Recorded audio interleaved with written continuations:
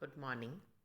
Unit third lesson one solid state में आज हम पढ़ेंगे टाइप्स ऑफ क्रिस्टल। हमने लास्ट टर्म पर methods to find out the D पढ़ा था। डी पता करने के मेथड्स पढ़े थे। हमने कहा था n lambda is equal to 2d sine theta. अगर हमें थीटा और लेमडा पता हो तो हम डी पता कर सकते हैं। हम 3 क्रिस्टल के बारे में डिस्कस करेंगे, NaCl, KCl and caesium chloride CaCl। NaCl के लिए डी की जो वैल्यू आती है, डी की वैल्यू आती है हमारे पास, डी के लिए हमारे पास थीटा की वैल्यू आती है 5.9, 8.4 and 5.2। What is D? D is sine inverse theta. तो 1/sin 5.9 कर दिया, 1/sin 8.9 कर दिया, 1/sin 5.2 कर दिया। जब हम इसे साइन की वैल्यू देखकर इसका इन्वर्स करते हैं तो हमारे पास इसकी वैल्यू आती है 9.731 इस टू 6.844 इस टू 11.04। तो जब हम इसका कैलकुलेशन करके देखते हैं तो ये किससे मैच करता है? फेस सेंटर्ड क्यूबिक स्ट्रक्चर से मैच करता है। हमने 3 वैल्यूज़ निकाली थी, एक सिंपल क्यूबिक के लिए, एक फेस सेंटर्ड क्यूबिक के लिए और एक बॉडी सेंटर्ड क्यूबिक के लिए। ये जो वैल्यू फाइनली आती है, ये जो रेशियो हमारे पास आता है, अगर ये रेशियो सिंपल क्यूबिक से मैच करता है तो क्रिस्टल का स्ट्रक्चर सिंपल क्यूबिक है। अगर ये फलक केंद्रित जालक से मैच करता है तो उसका स्ट्रक्चर फलक केंद्रित जालक है, जैसा कि हम NaCl में देख रहे हैं। इसके बाद हम KCl के बारे में बात करते हैं। तो KCl के लिए जो वैल्यू है, आपकी सिलेबस में 3 क्रिस्टल के लिए है। तो KCl के लिए जो वैल्यू है 5.38, 7.61 एंड 9.38 डिग्री पर मैक्सिमा हमें मिलता है फर्स्ट ऑर्डर का।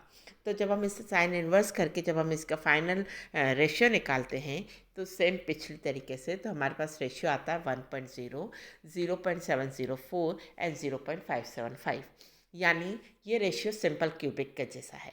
हमें दिखने में NaCl KCl सेम तरीके का लगता है, लेकिन NaCl में फेस सेंटर्ड क्यूबिक स्ट्रक्चर है और KCl में सिंपल क्यूबिक स्ट्रक्चर है।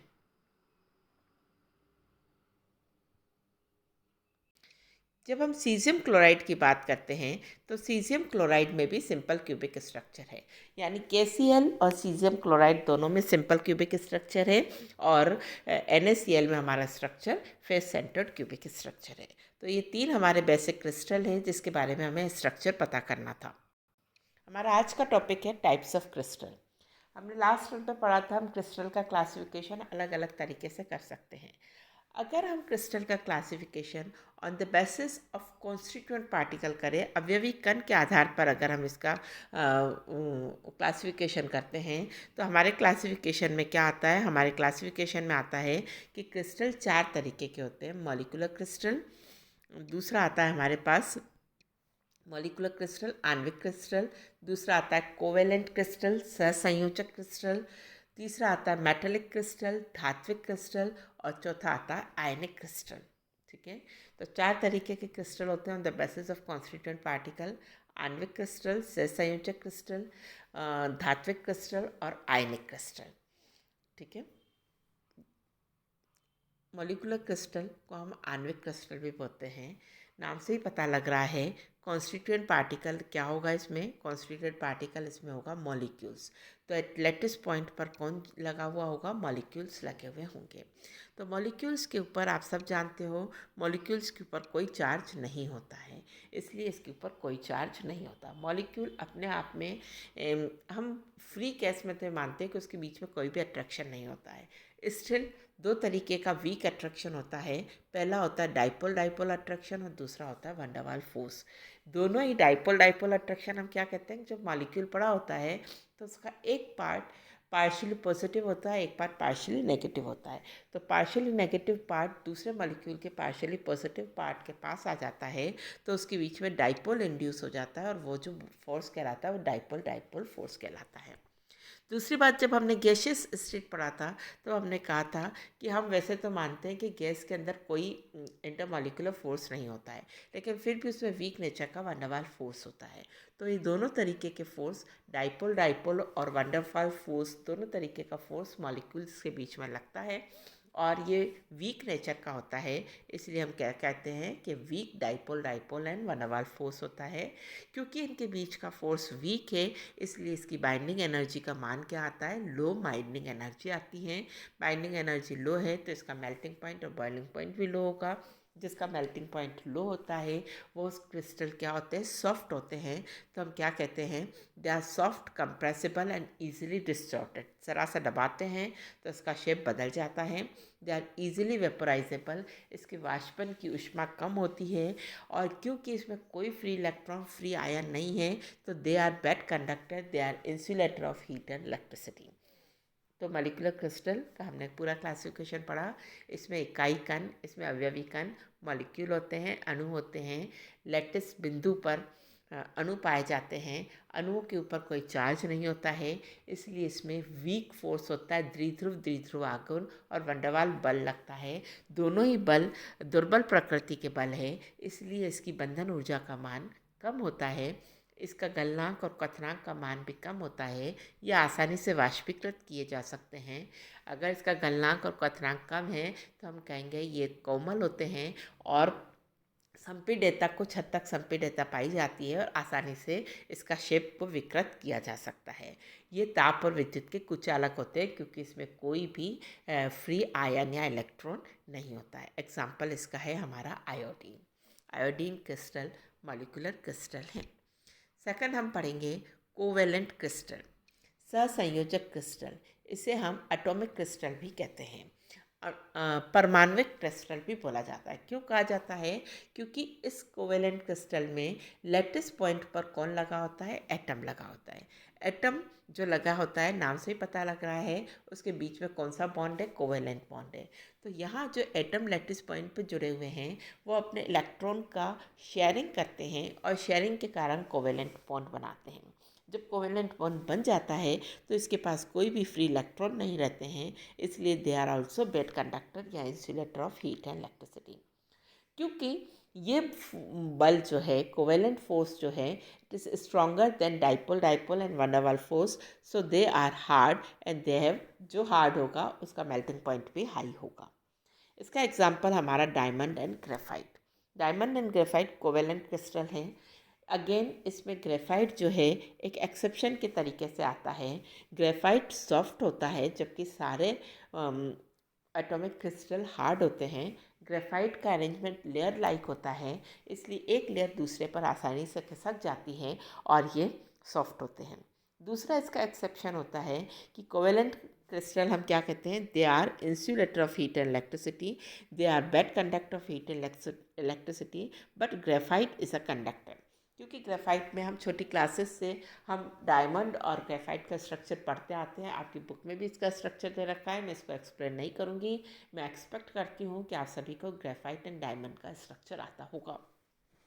तो ग्रेफाइट के स्ट्रक्चर में एक कार्बन 3 पास वाले कार्बन से जुड़ा रहता है, तो हर कार्बन पर एक इलेक्ट्रॉन फ्री रह जाता है। इसलिए इस फ्री इलेक्ट्रॉन के कारण ये ग्रेफाइट हीट एंड इलेक्ट्रिसिटी का गुड कंडक्टर होता है। जबकि डायमंड जो इसका एग्जाम्पल है, हर कार्बन अपने चारों तरफ टेट्राहेड्रली 4 कार्बन से जुड़ा होता है। टेट्राहेड्रल अरेंजमेंट होता है, इसलिए वो हार्ड होता है। Diamond is the hardest non element, ठीक है। और इसमें कोई फ्री इलेक्ट्रॉन नहीं है, इसलिए ये ताप और विद्युत का कुचालक होता है। ये हमारा है कोवेलेंट क्रिस्टल, जिसे हम एटॉमिक क्रिस्टल भी कहते हैं। थर्ड हमारा क्रिस्टल आता है मेटेलिक क्रिस्टल। नाम से ही पता लग रहा है, इसमें अवयवी कण कौन है, मेटल। मेटल में हमेशा मेटल के आयन होते हैं, ठीक है। मेटल में क्या होता है, मेटल के आयन।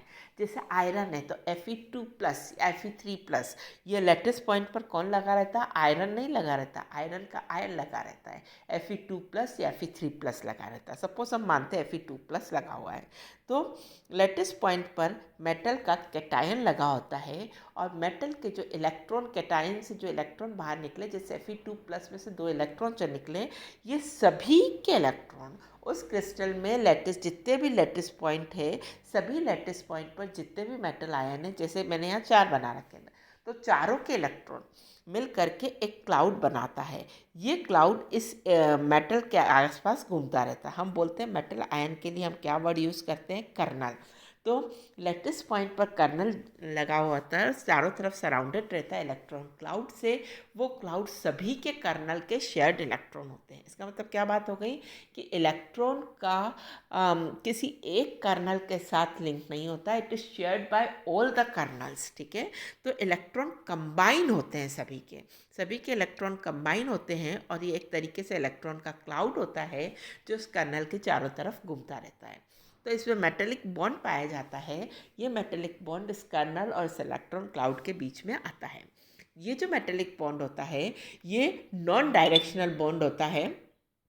ये metallic bond non directional bond होता है, जबकि हमारा कोवेलेंट बॉन्ड जो हमने पहले पढ़ा था वो डायरेक्शनल बॉन्ड होता है। और मेटेलिक बॉन्ड स्ट्रांग होता है as compare to dipole and van der Waals force, but it is weaker than the covalent bond. तो इसमें आप देख रहे हो फ्री इलेक्ट्रॉन है, इसलिए ये ताप और विद्युत के सुचालक हैं। यहाँ पर हीट और इलेक्ट्रिसिटी कंडक्ट होती है। दूसरी बात, ये जो ऊपर एक साथ इलेक्ट्रॉन का क्लाउड घूमता है, इसके कारण इसमें धात्विक चमक, डक्टिलिटी, मैलिएबिलिटी, इलास्टिसिटी और टेंसाइल स्ट्रेंथ का गुण पाया जाता है। ये सब धातु के गुण जो होते हैं ये किसके कारण आते हैं? इस इलेक्ट्रॉन क्लाउड के कारण आते हैं। क्या क्या गुण हैं? मेटेलिक लस्टर, धात्विक चमक, ductility, malleability, elasticity and high tensile strength. ये सब प्रॉपर्टी किसके कारण आती है? इस इलेक्ट्रॉन क्लाउड के कारण आती है। नाम से पता लग रहा है इलेक्ट्रॉन क्लाउड है, इसका मतलब ताप और विद्युत के सुचालक हो गए। ठीक है, सबसे weak bond van der Waals force and dipole moment, तो वो सबसे ज़्यादा सॉफ्ट होते हैं। उसके बाद मेटेलिक क्रिस्टल, उसके बाद कोवेलेंट क्रिस्टल, और लास्ट में हमारा आता है आयनिक क्रिस्टल। नाम से ही पता लग रहा है इसमें लैटिस पॉइंट पर आयन्स होंगे, एक तरफ कैटायन होगा, एक लैटिस पॉइंट पर एनायन होगा। इसके बीच में strong electrostatic force of attraction होगा, इसलिए सबसे ज़्यादा स्ट्रॉन्ग फोर्स आयनिक बॉन्ड होता है। तो इसलिए इसका मेल्टिंग पॉइंट सबसे ज़्यादा होता है और इसकी वेपोराइजेशन एनर्जी सबसे ज़्यादा होती है। ये हार्ड होते हैं, मेल्टिंग पॉइंट वेपराइजेशन एनर्जी बहुत ज़्यादा होती है। ये भंगुर होते हैं, इसे हम पीसते हैं तो छोटे छोटे पाउडर में टूट जाता है। They are soluble in polar solvent, क्योंकि ये पोलर है, एक प्लस है एक माइनस है, तो they are soluble in polar solvent. तो on the basis of constituent particle हमने 4 तरीके के क्रिस्टल पढ़े। पहला क्रिस्टल मॉलिकुलर, कोवेलेंट, मेटेलिक और आयनिक क्रिस्टल। सबसे वीक क्रिस्टल हमारे पास होता है मॉलिकुलर क्रिस्टल, फिर मेटेलिक क्रिस्टल, फिर कोवेलेंट क्रिस्टल, और सबसे स्ट्रॉन्ग वाला क्रिस्टल कौन सा है हमारे पास? आयनिक क्रिस्टल। तो इसके साथ बच्चों हमारा सॉलिड स्टेट का चैप्टर पूरा हो गया। यूनिट 3 का ये वाला हमारा टॉपिक पूरा हो गया। यूनिट 3 का सॉलिड स्टेट पूरा हो गया। कॉलॉइडल स्टेट बाकी बचा, उसे मैं कुछ इंपॉर्टेंट बातें बता दूंगी। बाकी जो रीडिंग वाला पार्ट है मैं एक्सपेक्ट करती हूँ कि आप सेल्फ स्टडी करेंगे। Thank you very much.